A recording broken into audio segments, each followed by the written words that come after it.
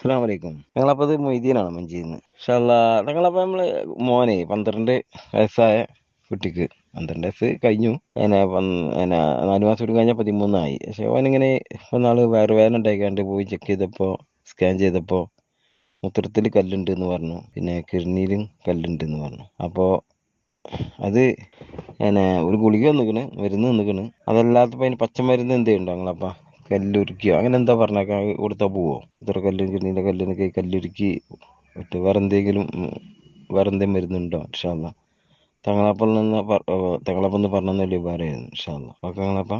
അസ്സലാമു അലൈക്കും. വലൈക്കും അസ്സലാം വറഹമത്തുള്ള.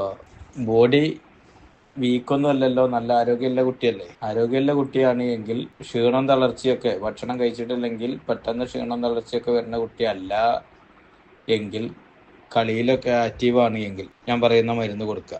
അതിന് മെയിനായിട്ട് ചെയ്യേണ്ടത് എൻ്റെ ഒരു ക്ലിപ്പ് ഉണ്ടായിരുന്നു അതിൽ, അതേ രൂപത്തിൽ നിങ്ങൾ ചെയ്താൽ മതി. ഒരു നാടൻ കോഴിമുട്ട എടുക്കണം, അന്നിട്ട കോഴിമുട്ടയാകണം. നാടൻ കോഴിമുട്ട അന്ന് ഇട്ട കോഴിമുട്ട, അങ്ങനെ ഒരു 5 കോഴിമുട്ട എടുക്കുക.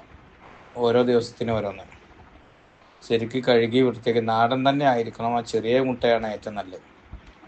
ശരിക്ക് കഴുകി തുടച്ച് അതൊരു രാത്രി 7 മണിക്ക് ഒരു ഗ്ലാസ്സിൽ വെക്കുക.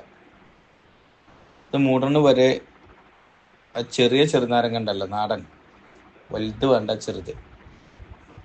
ആ കോഴിമുട്ട മൂടും വരെ ചെറുനാരങ്ങ പിഴിഞ്ഞ് അതിലേക്ക് വെച്ചിട്ട് രാവിലെ ഒരു 6 മണിക്ക് ഒരു ടീസ്പൂൺ കൊണ്ട് ശരിക്കും അടിക്കുക. സ്പൂൺ കൊണ്ട് അടിച്ച് ആ ചെറുനാരങ്ങയിലേണ്ട ലയിപ്പിക്കുക. എന്നിട്ട് അത് അരിക്കണം, അതിൻ്റെ തോട് പെടാതിരിക്കാൻ വേണ്ടി. എന്നിട്ട് അതാണ്ട് കുടിക്കുക. അങ്ങനെ 5 ദിവസം കുടിക്കണം. ഈ 5 ദിവസം കുടിക്കുമ്പോൾ അതിൻ്റെ കൂടെ കല്ലൂർ വഞ്ചി, കല്ലുരുക്കി, മൺചട്ടി ഓരോ പിടിയെടുത്ത് ശരിക്ക് കഴുകി വൃത്തിയാക്കി 1.5 ലിറ്റർ വെള്ളത്തിൽ ഇട്ട് തിളപ്പിച്ച് 1 ലിറ്ററാക്കി വറ്റിക്കുക. ആ 1 ലിറ്റർ വെള്ളം ഒരു ദിവസം കുടിക്കുക. 7 ദിവസം കഴിഞ്ഞിട്ട് പിന്നെ വീണ്ടും വിളിക്കുക. അതിന് വേറെ മരുന്ന് ഞാൻ പറഞ്ഞു തരാം. പിന്നീട് ചെയ്യേണ്ടത് 5 ദിവസം കഴിഞ്ഞാൽ പിന്നെ നമ്മൾ ചെയ്യേണ്ടത് ഒരു 4-5 വലുപ്പത്തിൽ മുരിങ്ങയുടെ തൊലി എടുക്കുക. മുരിങ്ങ മരത്തിൻ്റെ തൊലി കല്ല് കൊണ്ട് ചെത്തിയെടുക്കണം.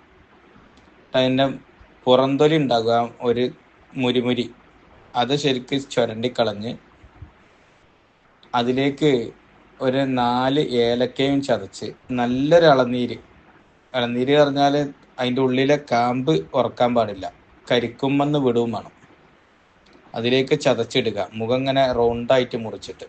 രാത്രി 7 മണിക്ക് അതിലിട്ടിട്ട് കാലത്ത് 6 മണിക്ക് ശരിക്ക് ഇളക്കി ആ മുരിങ്ങയുടെ തൊലി അതിൽ പിഴിഞ്ഞ് ചേർത്തി ആ വെള്ളം കുടിക്കുക 5 ദിവസം കഴിഞ്ഞതിന് ശേഷവും മുകൾ ഭാഗത്ത് പറഞ്ഞ ആ വെള്ളം ഉണ്ടാക്കി, ആ കഷായം ഉണ്ടാക്കിയിട്ട് കുടിക്കുകയും ചെയ്യാം. 10 ദിവസം ഇത് രണ്ടും തുടർച്ചയായിട്ട് നമ്മൾ 10 ദിവസം കുടിച്ചു കഴിഞ്ഞാൽ തീർച്ചയായിട്ടും കിഡ്നിയിലെയും അതുപോലെ മൂത്രാശയത്തിലെയും സ്റ്റോണുകൾ, കല്ല് അലിഞ്ഞു പോകുന്നതായിട്ട് കാണാം. 11-ാം ദിവസം നമ്മൾക്ക് അത് സ്കാൻ ചെയ്താൽ കല്ല് ഉണ്ടാവുന്നതല്ല എന്ന് ഉറപ്പാണ്. ഓക്കെ, ഈ മരുന്നുകൾ എല്ലാവർക്കും ഉപയോഗിക്കാം, വലിയവർക്കും ചെറിയവർക്കും ഒക്കെ ഉപയോഗിക്കാം. ശരീരത്തിന് കുറച്ച് ആരോഗ്യം വേണമെന്ന് മാത്രം.